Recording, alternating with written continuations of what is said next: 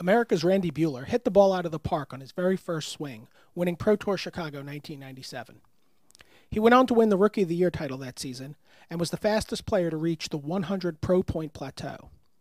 His career was very short due to a decision to work for Wizards of the Coast, and although he never reached the top 8 again, that should not distract from the fact that in only 12 Pro Tours played, Randy posted 5 top 16 finishes, plus a 17th place finish, and only finished worse than 64th place twice. As the leader of Team CMU, he created an environment that allowed players like Michael Turian, Aaron Forsythe, and Eric Lauer to thrive and follow in his successful footsteps on the Pro Tour. One of the first players to travel around the world for Grand Prix titles, Randy also racked up 7 top 8s with 1 win on that circuit during his short career. Since his retirement as a player, Randy has worked tirelessly in R&D, been a vocal advocate for the professional Magic player, and has served as the voice of the Pro Tour. He's very deserving.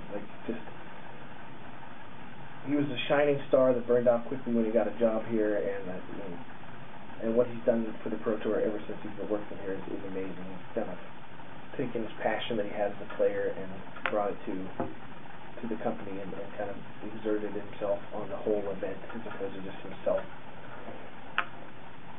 I mean, Randy is the reason I started playing on the Pro Tour, and not because I was a friend of his or anything like that. He just was from Pittsburgh, and I heard a friend of mine called me up and said, "You'll never guess who just won the Pro Tour." He said, "Buehler," and I was like, "You have got to be kidding me." And I said, "All right, that's it. I can be on the Pro Tour. Like, this guy's winning Pro Tours. Anyone can win the Pro Tour." So I started when I qualified for the Pro Tour, and I ended up helped me play test, and I did really well those first few Pro Tours I was on. He gave me a deck for Rome, gave me the CMU Academy deck. And the funny thing about Randy is watching him as a player and watching him approach the floor rules as almost like a developer. It's like, this rule in the floor rules is broken. I will show you why. I will catch my opponent for having this kind of sleeve. And everyone will hate me, but look, I didn't write these things, and he would operate within the letter of the law, get something to go his way, get this random game win, and then go discuss with the powers that be why this needs to change, because it's dumb, but thanks for the game win. Didn't make him very popular, but certainly made him a good developer. Awesome. There was a stretch in time when I first met him, from the end of '98 through all throughout '99, up until the point where he came to work at Wizards of the Coast, where Randy's name is on a list of 5 people who could win any event at any time. There was a period of time, I think it's roughly that period of time before Kai convinced everybody that not only was he for real, but that he was Kai. There's a period of time before Kai became Kai, and in that period of time, tournament Magic was all about John Finkel and Randy Buehler. So Randy is perhaps the most competitive person I've ever met, which is one of his true strengths in the Pro Tour. Was if he lost, what he was going to take out of it was, could he have done something better to win? It's when I just started playing Magic. When I went to my first tournaments and read the sideboard, it was like Randy Buehler won the Pro Tour with Necropotence, and it was one of the big names to me. I interviewed Randy right after he won Chicago, very first Pro Tour I ever played in, and he was shocked.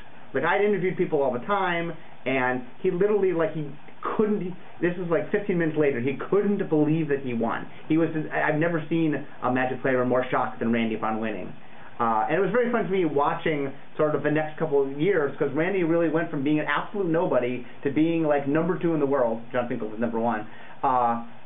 Almost overnight. He and Kai, I think, are the 2 people I think of as being, using hard work to getting good, and that he put in this insane amount of work in him. It was clear when you would watch him, he would know what to do in any situation because he had already been there. He had play tested it. He had done that, and no matter what happened, no matter what crazy thing would come up, Randy had actually already experienced it and knew what to do. Randy was not only an excellent teammate, but an excellent Magic player. He's come to Wizard and done so much for the game. I was so ecstatic when he made it into the Hall of Fame. He deserves it so incredibly much. It really validates the way I've chosen to spend my life. you know, for 10 years, the Pro Tour has been, you know, it's gone. Magic went from a hobby to a job to a lifestyle to a job to still a lifestyle, and you know, for 10 years now, that's just been what my life is about. I've been to every Pro Tour since 1997, since I won in Chicago, and I mean, that's just, I've watched sort of the game change, I've watched the players change, I've watched everything change, and to be, sort of have that acknowledgement, that sort of permanent place in the history of the game, it just feels awesome. I mean, it really feels like, wow, you know, I've chosen to spend my life this way, this is something I really cared about, something that was important to me, and, you know, have the community sort of acknowledge that I have this role in the history of the game. It just feels awesome. I mean, I'll have that forever. And with Randy, there are so many different ways he's affected the Pro Tour. This is the Pro Tour Hall of Fame. His career is relatively short compared to the other people that are being discussed in these kinds of things, but look at all the different ways that he's had huge impact on the Pro Tour, in addition to having an incredible career while he was playing. I mean, he's seen as the voice of the Pro Tour. He was one of the initial people talking about actually even having a Hall of Fame. He obviously had a tremendous impact on R&D while he was still working in Magic R&D. There's so many different ways he's found a way to impact this game. It's pretty incredible. This is my favorite Randy Buehler story because I was actually the spotter on the match where he won the Pro Tour in Chicago '97, and I didn't know who Randy Buehler was, and I clearly knew who David Mills was, and it was the funniest thing is Randy made the final play and just kind of sat there, and Mills just kind of sat there, and I can't remember who the table judge was. It might have been Charlie Catino. I don't remember, but you know, somebody finally said, like, you know, congratulations, you know, and Randy's like, did I win? You know, I can't believe I won. Did I win? I don't think he really, you know, he didn't believe it had happened. You know, it was his first Pro Tour, and he was really excited, and he made the top 8, and he did it. I still miss it. I miss that adrenaline rush, step in the arena, prove that you can do it again. There's no game as good as Magic. You know, I've tried to replace that, you know, dabbled in poker tournaments, dabbled in other games, and there's no game as good. So yeah, I want to play again. I've always said, you know, as one of the people which is the coach, trying to sort of protect Magic and make Magic better and improve Magic, my goal is to do that job well enough that the Pro Tour will still be there for me when I retire.